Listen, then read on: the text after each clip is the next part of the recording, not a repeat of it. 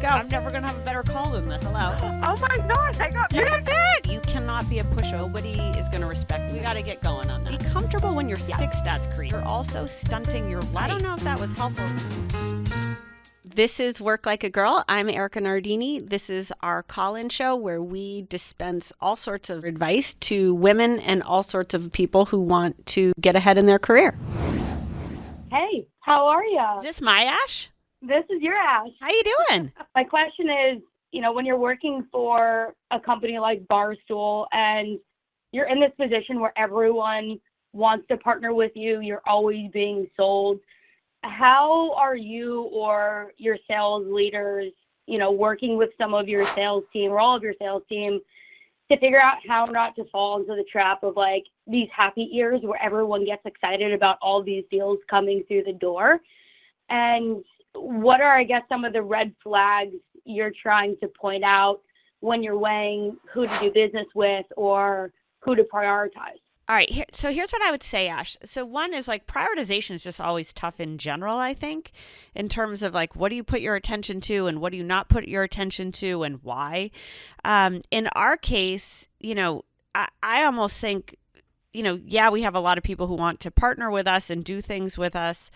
I almost think that where we struggle is how do we put emphasis on the right things and how do we put our time to the biggest deals that can matter, right? Like not everybody has the luxury of like sales equals, doing great stuff for your friends. Sometimes, and a lot of times in sales, it's really about, how do you go make friends and then how do you get those people to trust you and want to spend money with you? And how do you know that, how do you do that in the path of least resistance? So I think that our salespeople do a really good job of understanding the signals. I think when you're in sales, the hardest thing sometimes is the signals. Like when I was a buyer, it was like I tried to be nice to everybody and I was always like, yes, maybe I'll get back to you. But like in hindsight, that's not always the best approach because when you're a salesperson and somebody's just yesing you or being like, I'll get back to you, it's just a waste of your time. Like it would be better to get the answer no. So I think the biggest thing is like in your experience as a seller or in anyone's experience as a seller, what are the real signs that and the cues that you can pick up on that this thing is going to work and actually happen? In my experience, stuff where you don't really get a concrete answer, instances where there's no specificity, times when you just there's big gaps in response. Those are the instances where I'm like, ooh, this person really isn't going to want to partner with us, or ooh, this brand is too complicated or has too many reservations and isn't going to work with us. So I think the biggest thing is, one, go after the right people in the first place. Make sure you put some thought and effort to who you go after. And then the second thing is pay attention to the signals. And then the third thing I would say for everybody, doesn't matter which side of the table you're on, is just be direct. Be direct as possible. Sometimes no is a great answer. Like I'll give you an example. I had a guy pitch me yesterday. He's been stalking me to get on my calendar. They just bought this property. They own all the IP. There's all this stuff that comes with it. And he's like, I think Barstool would be great. You could put your brand behind it. You could do the feed. You could broadcast it. You could do the commentary around it, blah, blah, blah. So it was in the golf space. So I text Riggs and I'm like, hey, Riggs, here's the opportunity, whatever. Riggs is like, I don't like this. I'm not into it. I find these things one-dimensional and boring. So I sent the guy a text and I was like, hey, thanks so much for sending this to me. Totally appreciate it. Our content guys aren't going to get behind it and I don't want to waste your time. So I think that this probably isn't going to be, or I know this isn't something that we're going to be able to do a good job of, so we shouldn't partner on it. I think like one of the things that I'm finding in the role that I'm in now is, very similar to what I just mentioned in the situation of like so many people are pitching us so many different things and it's kind of weeding through the bullshit a little bit to get to who's actually serious about being a good partner and accomplishing great things versus good things, because no one wants to talk about good at the end of the year. Everyone wants to talk about great and then how you make it even better the next couple of years. Yeah, that's hard. When you get so much inbound, it can be hard to you kind of get lost in the looking at everything and doing nothing. And this was a lesson I really learned at Microsoft, to be honest. Microsoft had something called the commitments. And what the commitments did was you were like, I'm going to achieve this, this, and this year. Kind of to your point of you want to be great at the end of the year. Things that did not fall into what you said your commitments were going to be did not get any attention or time. That was a little rigid for me personally. I didn't love that. I found it kind of suffocating, but I do think that you need to have a framework for what are you trying to do, and is this thing going to help you do that? Like, I'm trying to do this right now with Penn of like, hey, we could go do this, we could go do that, we could go do the other thing. Like, there's 7,000 things that we could go do, but we're not going to do 7,000 things, and we're definitely not going to do 7,000 things well. So trying to figure out like what at the end of the year, what are we trying to achieve, and which of these partnerships or which of these opportunities or which of these investments are going to give us the best chance to get there. I would use that framework approach. And if you do that, it'll cut out like 80-90% of the noise right off the bat. I love Shopify. Shopify is an e-commerce platform for online stores and referral point of sale systems. What does Shopify do? They offer online retailers a suite of services, including payments, marketing, shipping, and customer engagement tools. We use Shopify in the Barstool Sports store. If you have an online store and you want to drive sales and manage your day-to-day, use Shopify. They will instantly let you accept all major payment methods. Who doesn't love that? Shopify has thousands of integrations and third-party apps, from on-demand printing to accounting to advanced chatbots and beyond. Okay, so if you want to be like Barstool Sports and run a great e-commerce business, go to shopify.com/token-CEO. That's all lowercase. So shopify.com/token-CEO. You can get a free 14-day trial and get full access to Shopify's entire suite of features.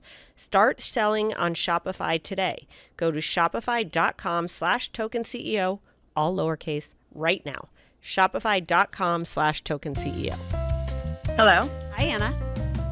Hi. Oh my God, I'm gonna die. This is great. How are you? I'm good. How are you? I'm doing well. Thank you for answering my call. I am a woman that works for a really big company. I am on the retail side of it. Okay. And I am pushing to get on the brand side. I started off as like a sales associate. It was kind of an accident. I didn't mean to like work there. I study science. It's completely different from like what I'm doing. So I have like this data analytic, curious background, I guess, and that's why I do well in my job now. Currently, I oversee one of the retail locations, so now I'm a store manager, which is great that I've worked my way up. But my question is, and it's advice from me and also myself as like as a leader, is like, how do you really focus someone who has huge dreams? And like for myself, I know I have the potential to be to work in any part of the brand. Like if you want to put me in product, I can do it. If you want to put me in marketing, I can do it. But I feel like the brand is so big on like, no, you need like one specific goal and you have to work toward that one goal. And that's the only way we can help you. But I'm like, I'm going to be CEO, baby. Like, give me 20 years and I'm going to run this company. I love that. Why would it take 20 years? I mean, I don't know. I guess I'm looking at like everyone else's journey, but you know, and it's a big athletic company too, let me say. And like women in sports is like my dream. I don't care like what I do with women in sport. I just need to do it. Right. Okay. And I want to elevate women in sport. Okay. So, like that's kind of, yeah. So you want to do a lot, Anna. I want to do a lot, and I want to help my people also too, who are like me kind of. And it's like, I guess it is difficult. Well, totally. So let's just help you. Let's like stick with you. So okay. You're running a retail location, you're managing other people. That is awesome. So congratulations. Like you're clearly doing something right at your company. You're clearly crushing it and you're clearly moving up through the ranks. I think the best thing you can do is to make sure that your location is like the best run, you have the happiest employees, your customers love you, and you're driving your results as best as you can, right? So make sure your day job product is excellent. And also make sure it's something that's evolves over time, right? Like it's easy to be perfect for a minute, or it's easy to be great for a second, but it's hard to be great over time and to sustain greatness. So I think the first thing you need to do is to be excellent at what you're doing and what you're running and what your day job is. And the reason I say that is if you want other people at your company to pay attention to you, the first thing they're going to ask is like, well, how is she at her current job?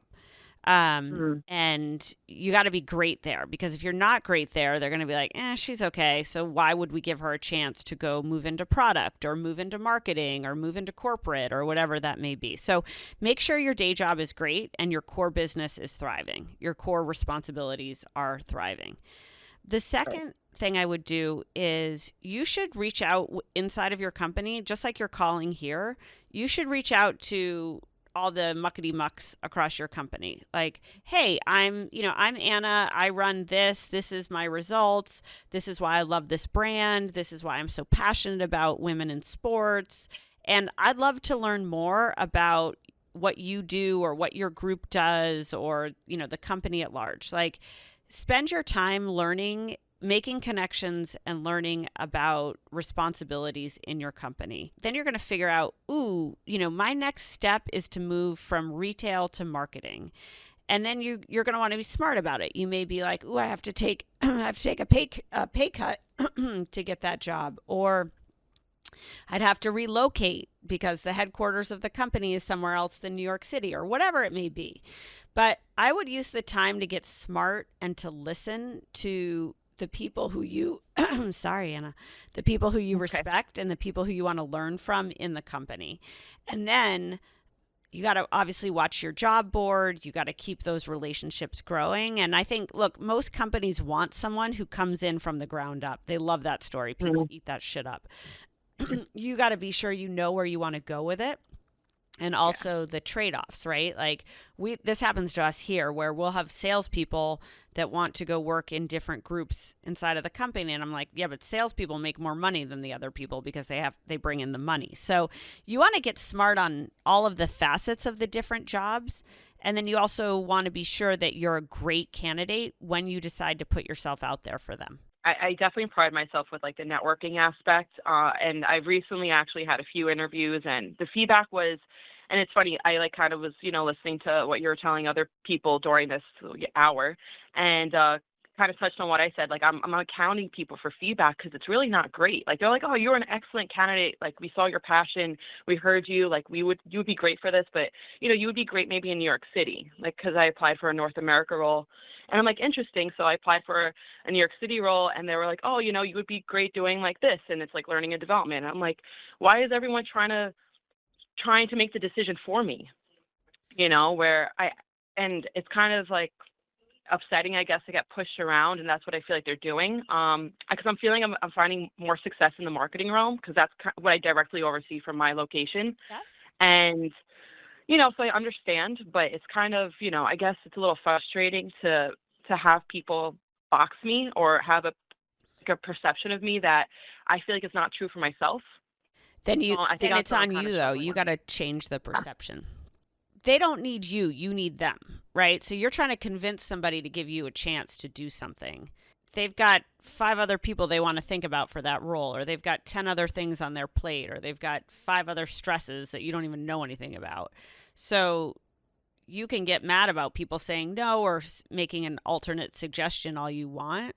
I think the question for you is, if everybody thinks you have a great attitude and sounds like you have an awesome attitude, that's great. Show the substance of what you are able to do and what you have done at the company, and work from there.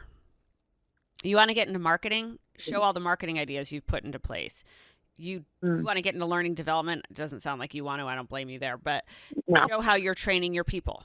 So use the petri dish that you're in as the proof for the petri dish you want to get into. I like it. Good. That's a science reference. I see that. Yeah. All right, Anna. Have a good day. Thank you so much. Thank you. Thank you so much, Erika. Bye. Hello. Is this Alex? It is. How are you? Good. How are you, Alex? Doing very well. Hit me. What do you got? Yeah, so was talking to one of my peers in a management mentor group the other day, and one of them brought up an interesting and difficult topic that I just candidly didn't have good advice for them on. So Their question was essentially advice for dealing with top performers whose production is vital to the success of a team, but they're also kind of a constant source of negativity, and every team meeting kind of tend to suck that air out of the room or bring everyone down. And so they were asking me kind of how to balance that, where you need that person's production in order to hit your goals, but also trying to kind of balance a healthy team culture. So that was kind of what I was curious what your advice for would be. That's a great question, Alex. What kind of industry do you work in? Software sales. Look, every group, every company, every team has great players. The best players are people who can perform really well individually. They have a skill. They can play well with others, right? They fit into a system, and they bring energy, or they positive. It doesn't have to be positivity. They bring energy and momentum to whatever it is that group is trying to achieve. That's the optimal player. And I think anyone at work or in your life are looking for people who have skills or things that you respect or attributes that are valuable. They have energy, which makes you feel good or is productive, and they are interested in being part of a bigger team. And I think that's all any of us are really ever looking for. I think it's hard when you have a top performer who's really negative, because one, it just creates resentment, it creates insecurity, it creates fractions within a group, and it ultimately can honestly be detrimental. So I think the thing that I would say is, if you have people like this who work for you or with you, if you're a manager of a high performing negative person, one is you need to call the people out on it, right? You've got to have the one-on-one where you're like, dude, what the fuck? Why are you so negative? Like, what are you frustrated about? What would you change? I think a lot of times people kind of get caught up in being negative, and they don't ever get called to the table to be like, well, what would you change? And once you change it, be like, go do it. Like you can either spend all your time complaining or you can spend all your time doing. So I think sometimes negativity is born out of frustration. Negativity is, for me anyways, can be born out of inertia or stupidity. But I think if you sometimes put a person to task and say, well, what's wrong and what would you change? And if you in fact change it, then you kind of put that person in a different box, or you put them in a different spot where they can't just complain about things, and you've accommodated whatever their feedback is, and now they have to prove it. And I think that's when you really find out, what a person is made of. I think the second thing, Alex, is sometimes great performance just isn't worth it. And the negativity, the backbiting, the friction, whatever it may be, just isn't worth the performance. And in that case, what I would do is find people who you can hire underneath that person or next to that person, so that ultimately you can exit out that person. There is often a very good reason for letting a high performer go if that high performer is toxic to the rest of the group. It gets interesting, especially when like all of the objective criteria for the role they're meeting, and it becomes a little bit more subjective like that, because obviously you want to be delicate around like labor laws, things like that, and not getting yourself into a difficult situation where it's like, how do I demonstrate toxicity when that's somewhat subjective, A really good thing to do would be to have a set of values. So in running the team or running the company, it's like, hey, not only this is what we do every day, we make washing machine widgets, we make media, we create content, whatever that may be, but also this is how we do it, and this is what the expectation is. If you set up not only the what, but the way and the expectation, then it gives you a construct to be like, hey, dude, you're really negative. You're not living up to our values, or, all you do is tear people down, or all you do is complain. And here's the result of what you're doing. And you need to change your attitude, or this is no longer going to be a fit. Now, if you're going to go down that route, you need to have your shit together, obviously from an HR perspective, but also from a consequence perspective, because, you probably say that to a person and then they're going to quit. But they're not going to take it too well. Right. So I think your thing is like, How toxic is it on a scale of 1 to 10? How much have you done or has their manager done to create resolution or improve the situation? 1 to 10. If it's 10s on both, then it's time for that person to go. And if you haven't done 10 on both, then it sounds like you guys have some work to do to put that person to the forefront and help to resolve some of their issues and to hold them accountable for solutions, not just complaints. But I think that's how I would approach it. Nice. Yeah. No, I like it. Thank you. Let's go. I'm never going to have a better call than this. Hello. Oh my gosh, I got You got big. You cannot be a pushover. Nobody is going to respect you. We got to get going on that. Be comfortable when you're sick, stats creep. You're also stunting your life. I don't know if that was helpful.